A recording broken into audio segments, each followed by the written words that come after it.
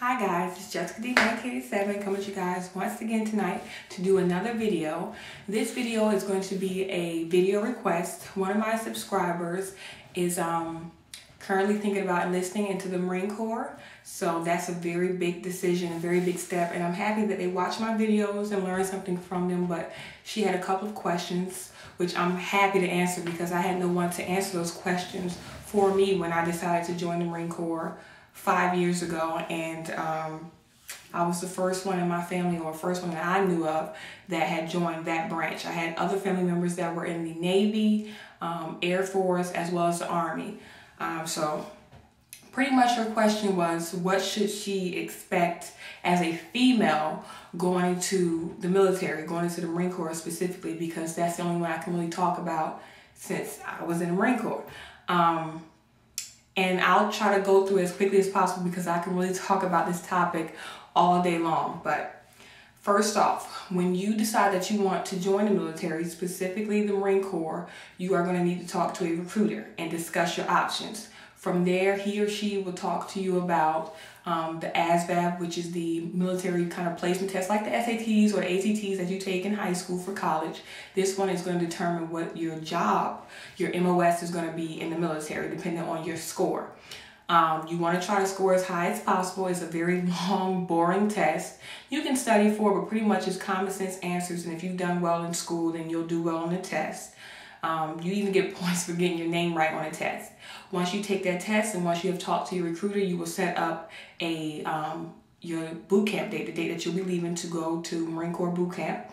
And from there, you'll either join a DEP program if you're like a senior in high school and you're waiting to graduate, obviously, or you can, if you've already graduated from high school, you can join right away. It's pretty much not really a DEP program, but what the DEP program is, the delayed entry program, and it's for people who are interested in joining the Marine Corps, is what I'm talking about now, but who are interested in joining the military. And it's a program you get together every week or every weekend with other people, other young individuals who have decided to join the Marine Corps or the military. And you guys do camping, you go on trips, you talk about the history of the Marine Corps and what things you're going to experience in boot camp. You're going to practice the physical aspect, like doing pull-ups if you're a male. You're going to do the flex arm hang, which is where you hang on a bar if you're a female. You're going to practice your run times. You're going to practice all things like that to get you physically and mentally prepared for the Marine Corps as much as possible. Once you have decided on your leave date, you leave for the Marine Corps, and you're going to be gone for 13 weeks. 3 months, which is a very long time, especially it's a lot of people's first time being away from home, but you're gonna be gone for 13 weeks for training, and that's just the Marine Corps boot camp. There are other parts of training that you need to complete. The first part is boot camp, and if you're a female, you automatically go to Parris Island, South Carolina. If you are a male, it depends on which coast of the United States you're living on. If you live on the East Coast, I believe it's like Chicago over, I believe.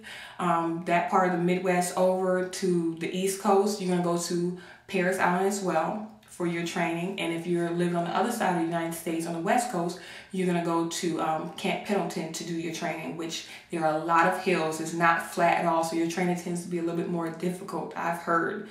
Once you get to boot camp, you are going to be in for some culture shock.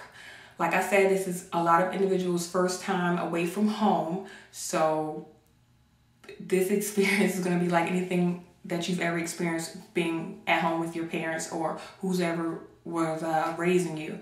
Once you get there, you are going to be pretty much broken down to nothing. It's their job to break you down to nothing, to build you back up with the right mentality of a team mentality. It's no longer I, it's about a team. Everything you do affects your team. You are going to be living in a squad bay is what it's called, which is like a big open room with a bunch of bunk beds with about anywhere from 30 to 60 other females, all ages, from all over the world. There's females from other countries that are there. Some are married, some are single, some will be just like you, some will be completely different.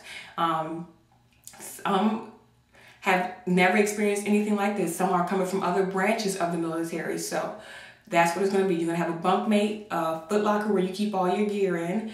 And a big thing that you are going to have to experience is showering. You're going to be getting undressed in front of other females and in front of your drill instructors. There are going to be at least 2 drill instructors and a senior drill instructor, which is the head. You know, she pretty much tells the other drill instructors what to do, and you probably won't have too much interaction with her. A lot of people think that she's the nicest one.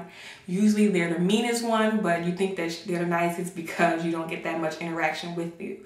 Like I said, you're going to be showering together, you're going to eat together, sleep together, do everything together, and everything is going to be a countdown. You know, they're going to count to 10 really fast and have you take off your clothes, count to 10 to get dressed. They're going to tell you when to eat, when to sleep, when to bathe, you know, when to put your clothes on, when to take them off, and you're going to march everywhere. You're going to do all these things in a formation. Is to build up your mentality and a team mentality, so you won't be thinking about me, and putting other people at risk or at jeopardy. It's getting you prepared for a war zone, or for when you get out there into the actual field in the Marine Corps, if you're going to be active duty or reservist, because those are your 2 options. Make sure that you do talk to your recruiter about that. Your options are to either be active duty, where you wear a uniform every single day, and that's what you do every single day for work. You go to your base, your duty station, and do that job. And reservists, you only get seen maybe 1 weekend a month, I believe it is, and 2 weeks, 4 weeks out of the years when you do your training and your drilling. I was an active duty, so I don't know too much about reservists. I have a couple of friends that were reservists. It's a lot more laid back, and you do need to have another job or some other kind of income coming in if that's what you're needing to pay for bills. Because reservists, like I said, you're only there 1 week in a month and 2 weeks during the summer out of the year for your training. So your pay is a lot less and your benefits are not the same as someone who's active duty. Boot camp, you're going to do lots of training, learn how to use a rifle, learn how to swim, and do different things like that. That's a whole nother topic. If you want to know more information about that, let me know below. Leave it in the comments or send me a personal message and I can talk